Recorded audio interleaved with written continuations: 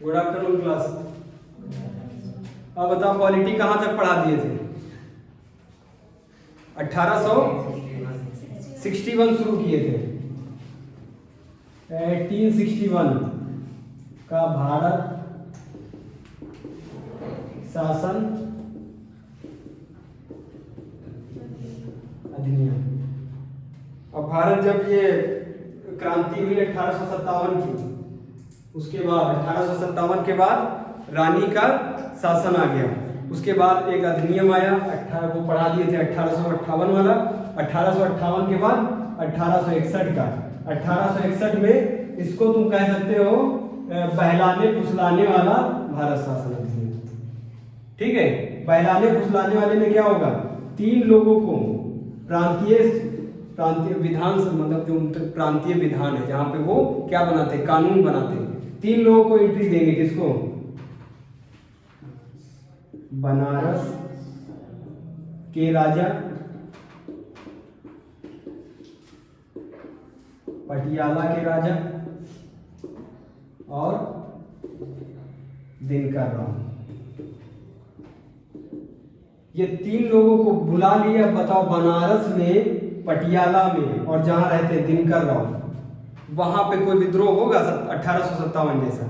अगर विद्रोह के चांस होंगे तो ये वहां बैठे हैं, इनसे कहेंगे तुम यहाँ बैठते हो भाई, वहां पे अपनी जनता को समझा नहीं सकते हो, तो ये जाके अगर समझा देंगे तो जनता मान जाएगी? नहीं मान जाएगी। इसीलिए इनको सेफ्टी वाल जैसे नहीं, सेफ्टी वाल जैसे। सेफ्टी वाल तो कांग्रेस को लाते हैं, लेकिन ये सेफ्टी वाल जैसे किसको प्रयोग कर रहे हैं? 3 लोगों को। और इसमें क्या कहा गया? अध्यादेश वाइसरॉय को अगर आपातकाल जैसी स्थिति लगी, आपातकाल जैसी, वाइसरॉय को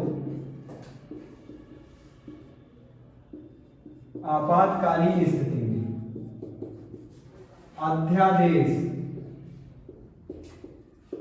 अध्यादेश को इंग्लिश में क्या कहते हैं?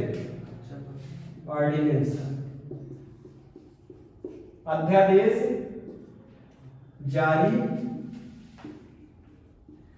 करने की शक्ति प्रदान की गई। किसको? वाइसरॉय को। आज बताओ भारत में किसको है अध्यादेश जारी करने की शक्ति? राष्ट्रपति को। यही वाइसरॉय क्या बन गया आज? राष्ट्रपति। और भारत सचिव क्या बन जाएगा? प्रधानमंत्री। हम यही तो सीख रहे हैं ऐतिहासिक पृष्ठभूमि में कि वहां वाली चीजें यहाँ अप्लाई कैसे होंगी। और देखो अप्लाई हो रही है, नहीं हो रही। अब जब इनको ये 3 लोग बैठे कहाँ? उनकी सभा में बैठे, अंग्रेजों की सभा में बैठते हैं जहाँ कानून बनता है। तो बताओ भारत में विद्रोह होगा? लोग विद्रोह करने की स्थिति में आएंगे? नहीं आएंगे? कि भैया 3 ही लोगों को काहे बिठाए हो? हम भी अपनी जगह के मुखिया हैं, जैसे वो दिनकर राव मुखिया हैं वैसे हम भी मुखिया हैं, हमको भी बिठाओ वहां पे। तो यहाँ ये इसके बाद आएगा, इसके बाद 1892 का भारत शासन अधिनियम।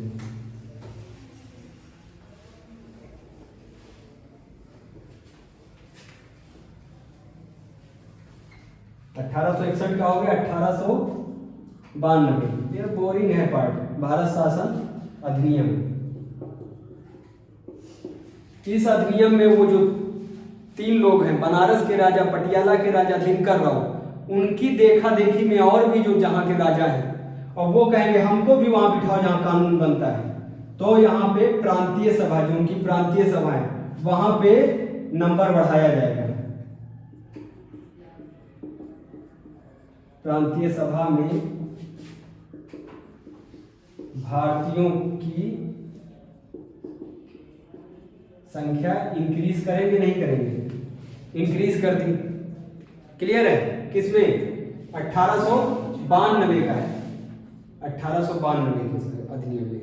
इसके अंदर इनको कहते थे गैर सरकारी सदस्य। जो अंग्रेज होते थे उनको कहते थे सरकारी सदस्य, और इनको जो भारतीय वहां बैठते थे कैसे थे? गैर सरकारी। अब गैर सरकारी कहें तो समझ जाना भारतीयों की बात हो रही। ये गैर सरकारी सदस्य। तो बताओ गैर सरकारी सदस्य पहले कितने रखे गए? 3। उसके बाद 3 से ज्यादा कब बढ़ाए गए? 1892 में। क्लियर है? अब इसके बाद इसमें ये 1861 वाला और 1892 वाला, ये बहुत बोरिंग वाला है। याद कर लो, सिर्फ रट्टा मार लो उसको। अब इंटरेस्टिंग है, अब कौन सा है 1919 का।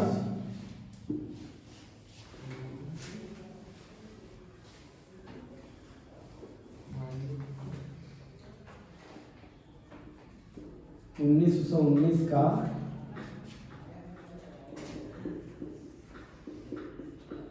भारत शासन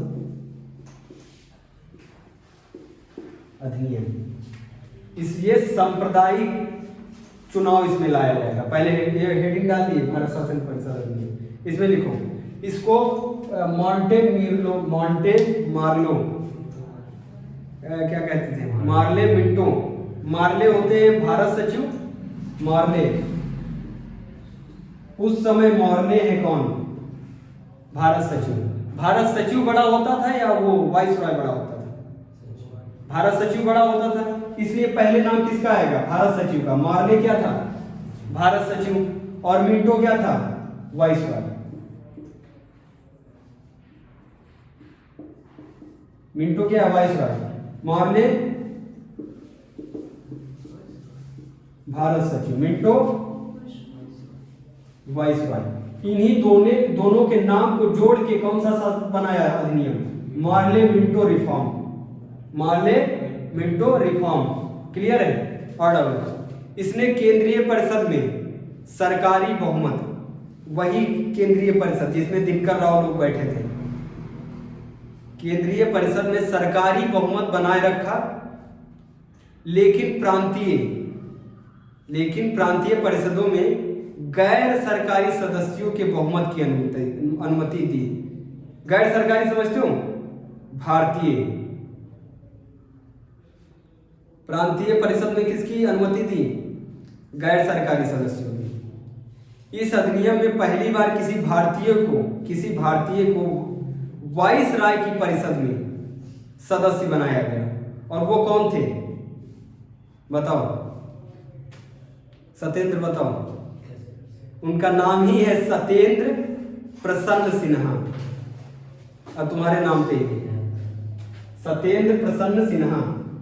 इसमें क्या क्या हुआ, इसमें केंद्रीय परिषद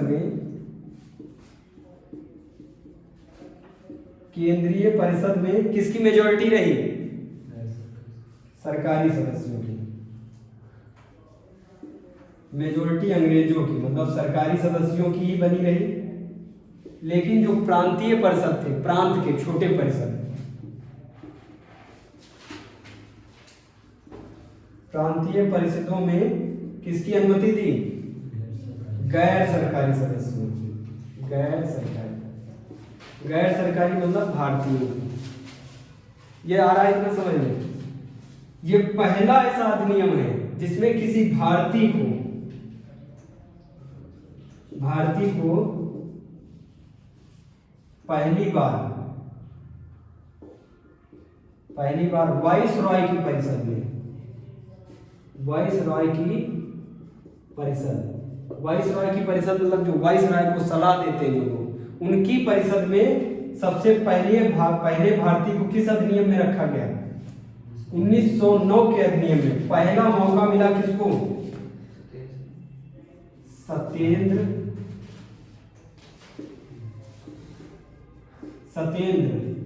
प्रसन्न। ये प्रसन्न हो गए भाई, इनको वाइसराय के मिल रहा है मौका, है ना। तुमको पीएम के वहां बैठने को मौका मिले, प्रसन्न नहीं हो जाओगे? तो पहले कौन है यार, इनके नाम से ही रहते हो, सत्येंद्र प्रसन्न सिन्हा। ये पहले भारतीय थे जो किसी वाइसराय की परिषद में इनको सबसे पहला चांस मिला। ये एग्जाम में पूछा गया है, ठीक है। अब लिखो और पॉइंट लिखो। इस अधिनियम में सांप्रदायिक निर्वाचन को वैधता प्रदान की। वैधता मतलब परमिशन दी किसको, सांप्रदायिक निर्वाचन। और सांप्रदायिक निर्वाचन मतलब मुस्लिम ही खड़ा होगा और मुस्लिम ही वोट देगा, इसीलिए इसको सांप्रदायिक अधिनियम भी कहते हैं। सांप्रदायिक चुनाव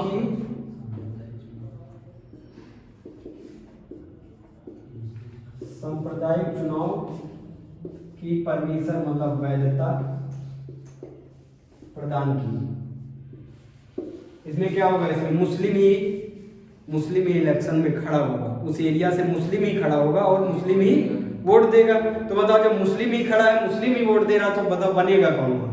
मुस्लिम ही तो बनेगा विधायक, जो उस क्षेत्र में उस टाइम पे चलता हो, सदस्य, पार्षद, चेयरमैन, कौन बनेगा? मुस्लिम ही तो बनेगा। मुस्लिम ही इलेक्शन में खड़ा होगा। हम कहते हैं मुस्लिम ना खड़ा हो, इसमें हिंदू खड़ा हो जाए, लेकिन वोट कौन दे रहा? मुस्लिम ही वोट दे रहा, तो फिर तब भी तो गड़बड़ है मामला। इसमें मुस्लिम ही इलेक्शन में खड़ा होगा और मुस्लिम ही वोट देगा। अभी मान लो हो जाए, अभी ऐसा हो जाए कि किसी जात को लेके, मतलब ये जात ही खड़ी होगी, मतलब यही इलेक्शन में उतरेंगे और इन्हीं के लोग इनको वोट देंगे, तो बताओ दंगा फसाद हो जाएगा नहीं हो जाएगा? अब हो गया इसमें दंगा, तो हिंदू मानेंगे, वो सब दंगा फसाद करती है और बवाल करती है। तब फिर राजा और रानी आए थे कब? 1912 में आए और कहने लगे ये बात सच में गलत है, इसको हटा दिया जाए इस नियम को। लेकिन ये लोग मानने वाले हैं, ये बेवकूफ बनाते थे। जो 1919 का आएगा अधिनियम, 1919 का भारत शासन अधिनियम, उसमें मुस्लिम ही नहीं, सिख, ईसाई, अंग्रेज, इन सबको सांप्रदायिक चुनाव का अधिकार, मतलब सिख ही खड़ा होगा उस एरिया से, पंजाब से सिख ही खड़ा होगा और सिख ही वोट देगा। अब जहां ईसाई ही खड़ा, मान लो यहाँ पे ईसाई लोग रहते हो, अब ईसाई ही खड़े होंगे और ईसाई ही वोट देंगे। मान लो यहाँ पे 1 लाख लोग रहते हैं, 1 लाख हिंदू रहते हैं और 10 रहते हैं ईसाई, अब ईसाई ही इसमें खड़ा होगा, ईसाई ही वोट देगा। तो देखो इसे 10 में से 1 खड़ा हो गया इलेक्शन में और 9 लोग ही वोट देंगे इसको, तो इसी की सीट क्लियर होगी। ये 1 लाख क्या करेंगे? झुंझुना बजाएंगे, तो कोई काम है इनका? तो फर्जी में तो ये विद्रोह 1 लाख लोग करेंगे नहीं करेंगे? डालो 1919 का, 1919 का भारत शासन।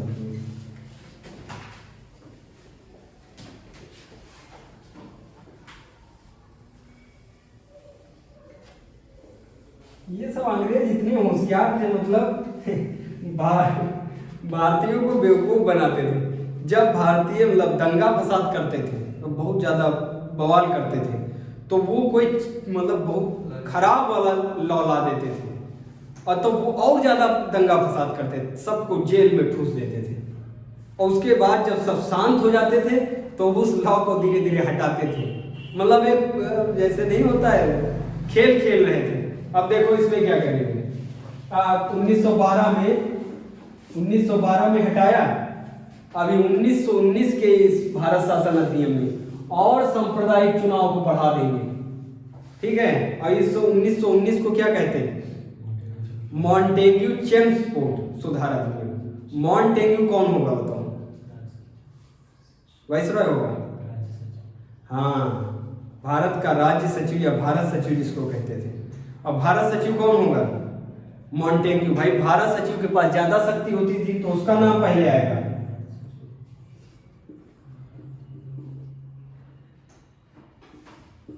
मॉन्टेग्यू नाम देखो कितना खतरनाक है, मॉन्टेग्यू सही लिखा है। मॉन्टेग्यू कौन होगा? भारत सचिव। चेम्सफोर्ड कौन होगा? चेम्सफोर्ड वाइसरॉय से बड़ा होता था भारत सचिव। तो बताओ बड़े का पहले नाम आएगा कि छोटे का आएगा? सिंपल है, याद रहेगा। अब बड़े का आएगा, इसलिए भारत सचिव। मॉन्टेग्यू कौन होगा? भारत सचिव। और वाइसरॉय कौन होगा? चेम्सफोर्ड। अब डालो इस अधिनियम में, इसमें केंद्रीय और प्रांतीय विधायकों को अलग अलग कर दिया।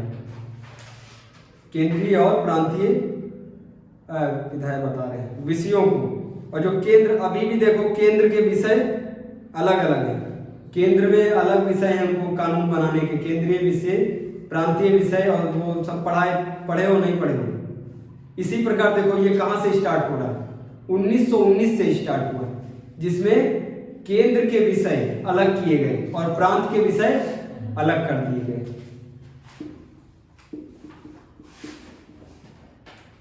केंद्रीय विषय और प्रांतीय विषय अलग अलग किए।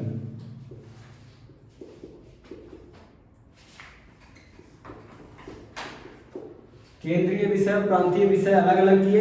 इनसे कहा भैया विषय अलग अलग होगा। इनसे कहा नाली साफ करने का तुम्हारा काम और नाली बनवाने का हमारा काम। बताओ दोनों विषय अलग अलग हैं। प्रांत को छोटा काम देंगे नहीं देंगे। नाली साफ कराने का काम किसका? प्रांतीय विषय। नाली बनवाने का काम किसका? केंद्रीय विषय। दोनों अलग अलग हो गए। इसी प्रकार अब जो गवर्नमेंट है उसमें भी विषयों को अलग अलग रखा गया है।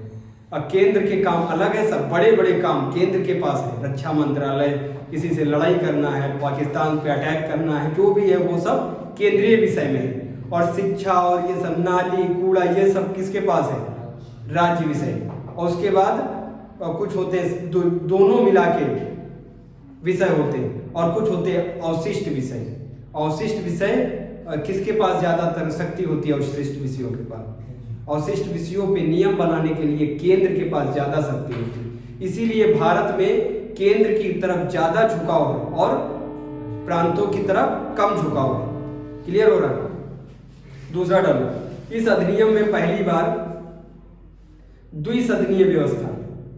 इस अधिनियम में पहली बार द्विसदनीय व्यवस्था। दो सदनीय मतलब आज भी तो दो सदन है। बताओ कौन कौन से? राज्यसभा लोकसभा।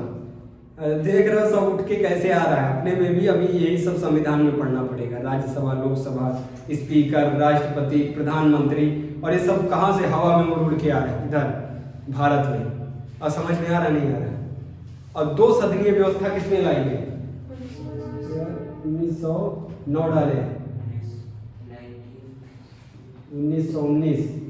अब ठीक है, 1919 का भारत शासन अधिनियम। इसको क्या कहते हैं? मॉन्टेग्यू चेमस्फोर्ड। इसमें और क्या लिखा है? केंद्रीय और प्रांतीय विषयों को अलग अलग किया। क्लियर है? और इसमें क्या किया? विषयों को अलग अलग किया और क्या बताएं? द्विसदनीय व्यवस्था।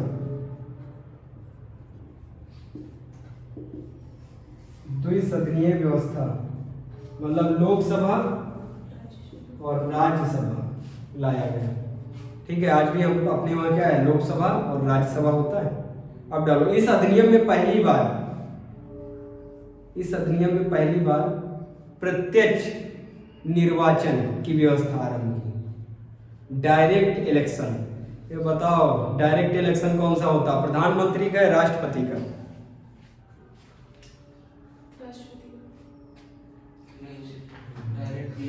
राष्ट्रपति का बता रहे। डायरेक्ट इलेक्शन वो होता है जैसे तुम्हारा किसी को तुमको चुनना है तो डायरेक्ट जाके हम उसको वोट देंगे, तो वो डायरेक्ट इलेक्शन। अब मान लो किसी को चुनना है, वो हम नहीं वोट देंगे लेकिन हमारा चुना हुआ कोई इंसान उसको वोट देगा और वो बनेगा, तो वो अप्रत्यक्ष होगा, इनडायरेक्ट। राष्ट्रपति अप्रत्यक्ष निर्वाचन के द्वारा चुना जाता है। विधायक वोट देके, विधायक और सांसद को किसने चुना? हमने चुना। तो बताओ वो क्या हुआ? Direct election. और यही विधायक और सांसद किसको चुनेंगे? राष्ट्रपति को। तो बताओ ये अप्रत्यक्ष हुआ नहीं हुआ? ये होता अप्रत्यक्ष। अब बताओ प्रत्यक्ष चुनाव कहां पे आया सबसे पहले? 1919 के अधिनियम में। इसने सांप्रदायिक आधार पर चुनाव, जो सांप्रदायिक आधार पे चुनाव करवाना स्टार्ट किया था उसको और ज्यादा विस्तारित कर दिया। सिख भारतीय ईसाइयों, आंग्ल भारतीय यूरोपियों के लिए पृथक निर्वाचन सिद्धांत दिया। अलग से निर्वाचन इनका होगा और इनको वोट कौन देगा? यही लोग इनको वोट देंगे और यही खरीदेंगे। तो बताओ पहले 1909 में तो मुस्लिम तक सीमित था, अभी यहाँ पे और लोगों को समेट दिया। किसको? सिख, ईसाई, आंग्ल भारतीय, यूरोपी, इनको सांप्रदायिक आधार पे चुनाव करने को वैधता दी। और डालो पॉइंट। इस कानून ने संपत्ति कर का, ये वाला टफ है, ये वाला ना लो, ये सिविल सर्विस का है, ये तो हटाओ। आगे का अधिनियम बताओ। 10-10 साल पे इन्होंने कहा था 10 साल पे दूसरा अधिनियम आएगा। 10 साल पे दूसरा अधिनियम आएगा। किसने बताया था? अरे भैया जब ये सब सांप्रदायिक चुनाव करवा दिए, तो जब विद्रोह हुआ तो कहा 10 साल के बाद हम सुधार अधिनियम लाएंगे। समझ में आ रहा है? 10 साल के बाद हम सुधार अधिनियम लाएंगे। प्रॉमिस किससे किया? भारतीयों से किया। लेकिन 10 साल की जगह उससे पहले ही अधिनियम एक आ गया। कौन सा? Simon commission. अब बताओ 1919 से आगे जाओ तो 10 साल आगे बढ़ाओ, कितना हुआ? 1929। लेकिन 2 साल पहले ही एक अधिनियम आ जाएगा। कौन सा? Simon commission. इसको स्वायत्त कमीशन भी कहते हैं। इसमें जो लफड़ा हुआ है 1919 में जो लफड़ा बवाल कर दिए, कौन सा? सांप्रदायिक वाला। इसमें जब विद्रोह हुआ तो इन्होंने सांत्वना दी किसको? कहा हम 10 साल के बाद सुधार इसमें लाएंगे। किसमें? इस अधिनियम में। लेकिन ये अपनी बात पे अड़े नहीं। ये 2 साल पहले ही एक सुधार वाला आयोग बुला लिए। उसका क्या नाम है? Simon commission. स्वायत्त आयोग भी उसको कहते हैं। स्वायत्त आयोग इसलिए कहते हैं क्योंकि उसमें सब गोरे भरे थे। गोरे मतलब सारे उसमें अंग्रेज ही थे। साइमन कमीशन ये कब आ जाएगा? 1927 में। 2 साल पहले ही ये आ गया। ये किसकी अध्यक्षता में आया? Sir John Simon. तो इनके नाम पे क्या दे दिया इनको? Simon commission 1927। ये पूछा गया था एग्जाम में, साइमन कमीशन, छोटे एग्जाम में साइमन कमीशन कब आया था? डेट पूछी जाती है। साइमन कमीशन कब आया? 1927 में। इसी को कहते हैं स्वायत्त आयोग।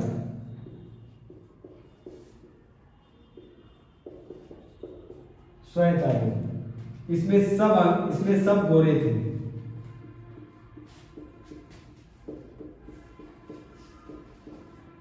इसमें सब गोरे थे मतलब अंग्रेज थे। कोई भारतीय नहीं था। अब बताओ जब सब अंग्रेज ही हैं तो वो जो अधिनियम जो सुधारना है उस अधिनियम को, तो वो सुधारेंगे अंग्रेजों के अकॉर्डिंग, जब उसमें कोई भारतीय है ही नहीं। जब भारतीयों के अकॉर्डिंग सुधार पाएंगे? अरे भैया उसमें जब सब अंग्रेज ही हैं तो अंग्रेज के ही हिसाब से वो बनेगा कानून? नहीं बनेगा। तो भारतीय क्या कह रहे हैं? इसमें एक भारतीय 1-2 होने चाहिए, नहीं होने चाहिए। लेकिन इसमें कोई भारतीय है? 7 के 7 कैसे हैं? 7 लोग हैं इसमें, और 7 कैसे हैं? गोरे हैं, अंग्रेज हैं। तो बताओ इसी में नारा दिया जाएगा साइमन गो बैक।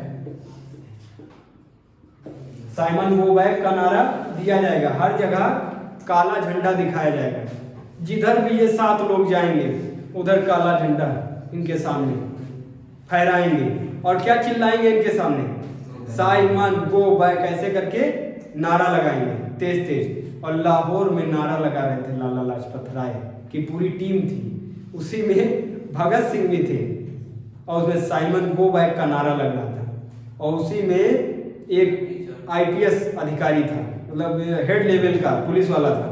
उसने लाठी मार मार के लाला लाजपत की जान ले ली। वो लाला लाजपत राय क्या बोल रहे थे? Simon go back, Simon go back चिल्ला रहे थे आगे खड़े। और लाठी पड़ने से उनकी जान चली गई। मॉडर्न हिस्ट्री में पूरा पढ़ाएंगे। ठीक है, ये इतना यहां तक क्लियर हुआ साइमन कमीशन। अब साइमन कमीशन के बाद आएगा भारत शासन अधिनियम 1935। ये बहुत इंपॉर्टेंट है, भारत शासन अधिनियम। अब देखो आजादी की तरफ पहुंच रहा है, नहीं पहुंच रहा है? कब होगा भारत आजाद? 1947 में। अब तो सब निपट गया भैया, 1935 पे आ गए। अब इसके बाद 1947, उसके बाद देश आजाद। और जैसे हुआ देश आजाद, अब भैया संविधान बनना शुरू, एक किताब लिखनी शुरू हो जाएगी। और उस किताब को कौन कौन लिखा, कैसे लिखा, ये पढ़ लो। फिर उस किताब को पढ़ो, उसका पहला पेज प्रीएम्बल, फिर आर्टिकल सारे पढ़ने पड़ेंगे। और पूरा संविधान, ये तो ऐतिहासिक पृष्ठभूमि पढ़ रहे हो। अभी इसके बाद आएगा संविधान। जब देश आजाद हो जाएगा तो संविधान लिखा जाएगा। भारत शासन अधिनियम 1935।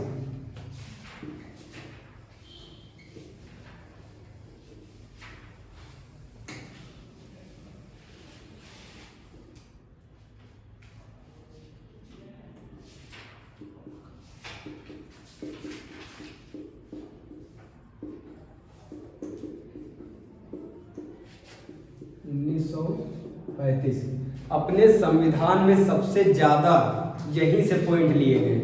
यह अधिनियम भारत में पूर्ण उत्तरदायी सरकार के गठन में। लिखते जाओ, क्या कर रहे हो पीछे, लिखो नहीं तो छूट जाएगा। यह अधिनियम भारत में पूर्ण उत्तरदायी सरकार के गठन में एक मील का पत्थर साबित हुआ। कौन सा अधिनियम मील का पत्थर साबित हुआ? एग्जाम में पूछा गया ये। उत्तरदायी सरकार, भारत में उत्तरदायी सरकार के गठन के लिए एक मील का पत्थर, स्टार लगा लो इसको, मील का पत्थर माना जाता है।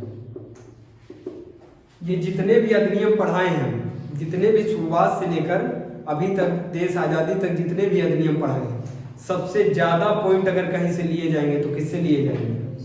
1935 के अधिनियम से। और डालो, यह एक लंबा और विस्तृत दस्तावेज था। ये जो 1935 का जो अधिनियम है ये बहुत बड़ा था, सब नहीं पढ़ना, इसके जो मेन पॉइंट है वही पढ़ेंगे। जिसमें 321 धाराएं और 10 अनुसूचियां थी। इसमें 321 धाराएं थी। 321 धाराएं पढ़नी है। इसमें 321 धाराएं और 10 अनुसूचियां थी। इसने अखिल भारतीय संघ की स्थापना की, जिसमें राज्य और रियासत को एक इकाई की तरह माना गया। इसने अखिल भारतीय संघ की स्थापना, इसने, ये भी इंपॉर्टेंट है, पूछा गया, इसने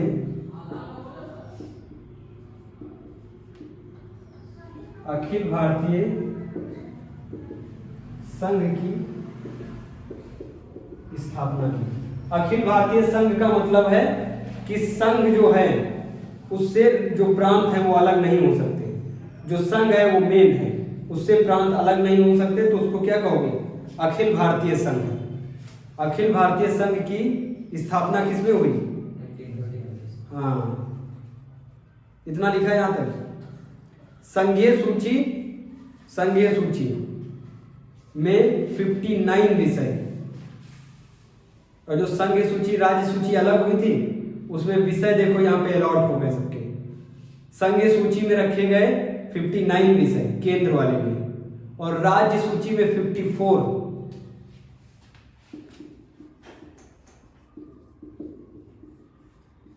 संघीय सूची में 59 विषय और राज्य सूची में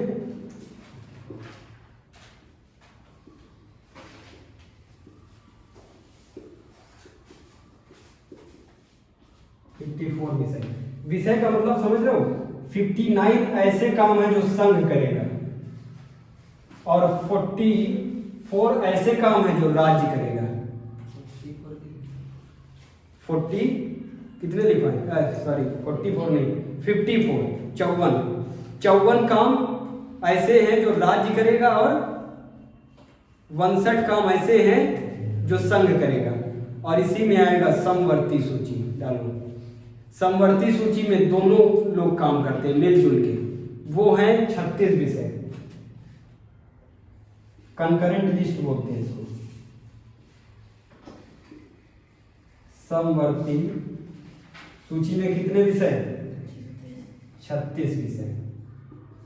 ये 36 विषय ऐसे हैं जिनमें दोनों लोग मिलके काम करेंगे। कौन कौन? संघ और राज्य। नोट डाउन करो।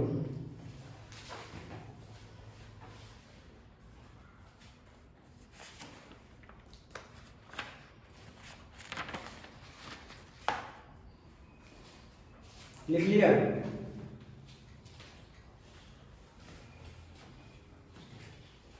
अवशिष्ट शक्तियां वाइसराय को दी गई। जैसे जैसे यहां पे देख रहे हो ऐसे ही अपने संविधान में 100 विषय केंद्र के पास है, 100 विषय केंद्र के पास है इस टाइम पे, और 63 विषय राज्य के पास है।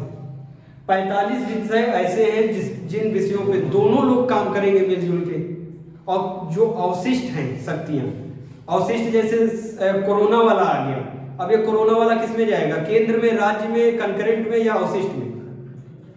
ये नया नया आया है ना, तो इसको अवशिष्ट में पहले रखेंगे। अवशिष्ट पे विधान बनाने की किसके पास शक्ति है? केंद्र के पास। अवशिष्ट विषय में शक्ति किसको प्रदान की गई? वाइसराय को दी गई। क्लियर है? इसने दलित जातियों और महिलाओं और मजदूर वर्ग को अलग से निर्वाचन की व्यवस्था की। कौन कौन? दलित जात, महिलाओं, मजदूर को अलग से निर्वाचन। आज भी देखो अलग से निर्वाचन मतलब उनकी सीट अलॉट होती है, वहां से अगर होगा SC ST सीट होगी तो जनरल वहां से नहीं लड़ सकता है। तो देखो यहीं से सब उठ के आ रहा, नहीं आ रहा। क्लियर हुआ? इसके अंतर्गत देश की मुद्रा और साख, इसके अंतर्गत देश की मुद्रा और साख पर नियंत्रण के लिए भारतीय रिजर्व बैंक की स्थापना, ये इंपॉर्टेंट है। भारतीय रिजर्व बैंक की स्थापना की गई कब? 1935 से। और 1935 यहाँ ये सारे पॉइंट लिख लिए, इसी में देखो पॉइंट। दलित जात, मजदूर होता नहीं है। अभी भी महिला सीट है तो जेंट्स नहीं लड़ सकते। महिला सीट, इन लोगों को निर्वाचन में पृथक निर्वाचन की अनुमति दी गई। और क्या हुआ? ये जो मुद्रा है, मुद्रा मतलब पैसा, और साख मतलब होता पैसे की वैल्यू। मुद्रा मतलब पैसा और पैसे की वैल्यू को क्या कहते हैं? साख। इन पर नियंत्रण के लिए, इन पे नियंत्रण के लिए किसकी स्थापना हुई? RBI। कब? 1935। क्लियर है इतना एकदम? अब बताओ कहीं कोई प्रॉब्लम? सारे अधिनियम पढ़े, 1935 तक निपटा दिए। अब भारतीय स्वतंत्रता अधिनियम आएगा 1947। भारतीय स्वतंत्रता अधिनियम 1947। इतना इसमें बताओ क्लियर है? इसमें पहला पॉइंट, भारत में उत्तरदायी सरकार के गठन के लिए ये क्या माना जाता है? उत्तरदायी सरकार एक मील का पत्थर माना जाता है। किसको? 1935 के अधिनियम को। दूसरा, अखिल भारतीय संघ की स्थापना किसमें कही गई? 1935 में, इसी अधिनियम में। संघीय सूची में विषय डाले गए 59, राज्य सूची में डाले गए 54, और उसमें समवर्ती सूची में 36। अवशिष्ट शक्तियां किसको दी गई?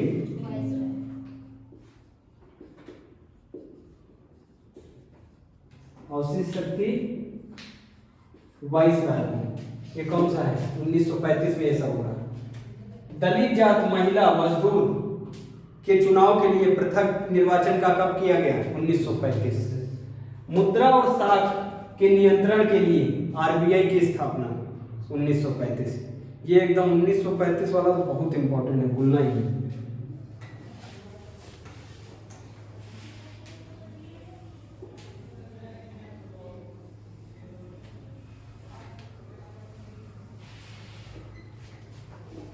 अब डालो स्वतंत्रता अधिनियम 1947।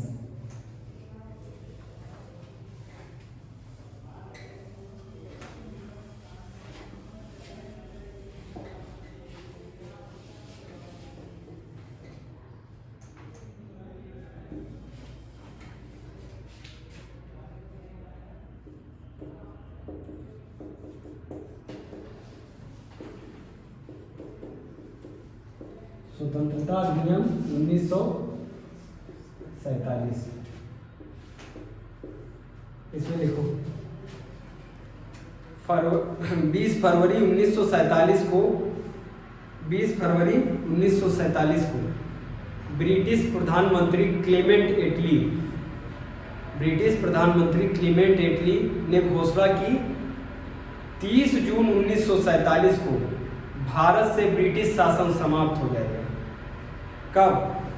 30 जून 1947 को भारत से ब्रिटिश शासन, ये जो क्लीमेंट एटली हैं, ये मजदूर वर्ग जो था वहाँ का, ब्रिटेन का मजदूर वर्ग, उसके नेता थे। इन्होंने कहा था अगर हम जीत गए, अगर हम इलेक्शन जीत गए तो हम भारत को आज़ाद कर देंगे, कुर्सी पे अपनी चेयर पे तब बैठेंगे जब भारत को आज़ाद कर देंगे। तो ये जैसे ही इलेक्शन जीते, कब जीते? 20 फरवरी 1947, और तुरंत ये ऐलान क्या कर दिए कि भैया भारत को आज़ाद कर दिया जाएगा। कब? हाँ, अब आज़ाद कर दिया जाएगा और वहाँ के लोगों को शासन दे दिया जाएगा, वो अपने अकॉर्डिंग जैसे मर्जी है वैसे शासन को चलाएं, क्योंकि इनके आज़ाद नहीं करते, इनके ऊपर भी प्रेशर था यूएसए और रूस का। वो नहीं चाहता था कि ब्रिटेन अब बड़ी शक्ति के रूप में बने, ये और सबको आज़ाद करवा दिया था उसने। ये जिसको जिसको घेर के रखे थे उस टाइम पे मैक्सिमम जो देश थे, जो कॉलोनी थी इनकी, वो सब आज़ाद हुई थी। दूसरा पॉइंट अब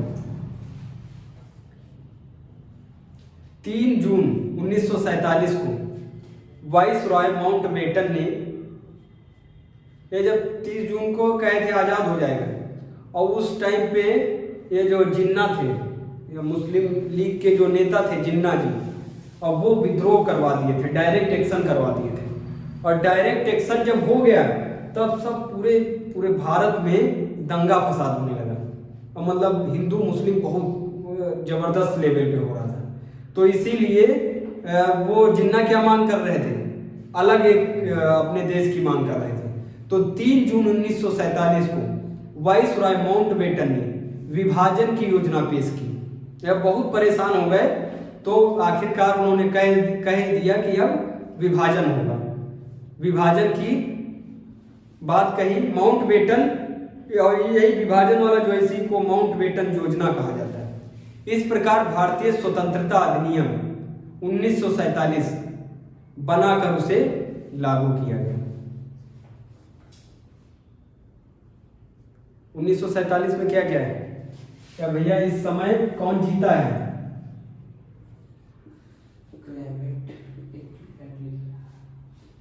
क्लेमेंट एटली जीते, और इन्होंने कहा भैया जैसे जीतेंगे तुरंत क्या आज़ाद कराएंगे, भारत को आज़ाद करा देंगे।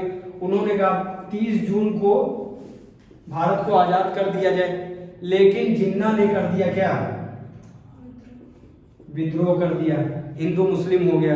और जब हिंदू मुस्लिम हो गया तो जिन्ना से पूछा माउंटबेटन ने, तू काहे कर रहा है, तो चाहिए क्या तुमको? तो इसने कहा हमको अलग से एक देश बनाना है, उसका नाम रखेंगे हम पाकिस्तान। पहले इन्होंने परमिशन नहीं दी, लेकिन वो विद्रोह इतनी मतलब बहुत लेवल ऊपर चला गया था, और दिन में लाखों लोग मर रहे थे, मुस्लिम हिंदू लगातार हो रहा था। इसीलिए पंडित जवाहरलाल नेहरू और सरदार पटेल दोनों लोगों ने मिलके, और गांधी जी ने, और तीनों लोगों ने सलाह किया कि भैया ये सब मर जाएं, उससे पहले क्या कर दिया जाए, देश अलग अलग कर दिया जाए, बांट दिया जाए, कुछ पार्ट इनको दे दिया जाए, कुछ अपने पास। तो फिर ये किससे कहेंगे? माउंटबेटन से कहेंगे। और माउंटबेटन कब योजना ये कहेंगे कि अब विभाजन होगा? 3 जून 3 जून को कहेंगे कि विभाजन होगा। आप बताओ कौन खुश होगा ये सुन के? जिन्ना खुश हो जाएंगे। और इसी को, ये जो सब बात हुई है, इसी को क्या कहते हैं?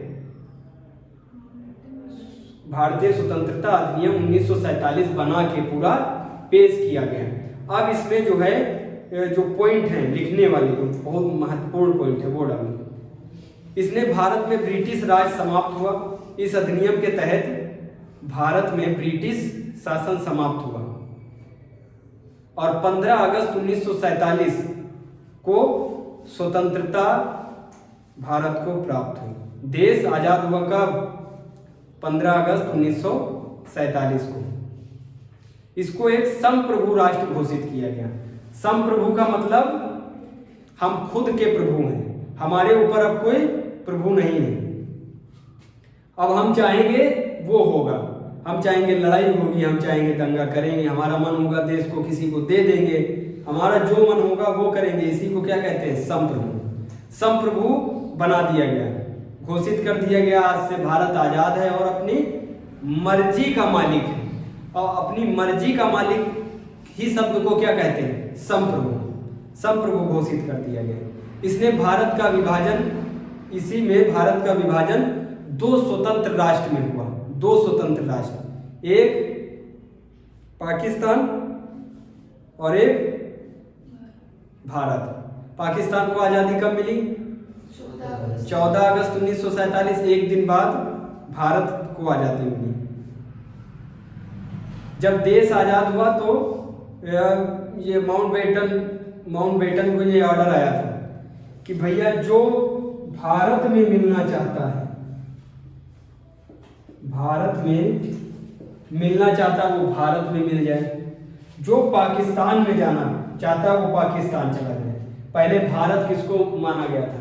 जितना अंग्रेज ने घेर के रखा था उसको दो पार्ट में बांटा गया। जिसको अंग्रेज ने घेर के रखा था वो ब्रिटिश एरिया था। ब्रिटिश अपनी एरिया को आजाद करेगा ना, और उसने अपनी एरिया को किसके हवाले किया? पंडित जवाहरलाल नेहरू के हवाले और जिन्ना के हवाले।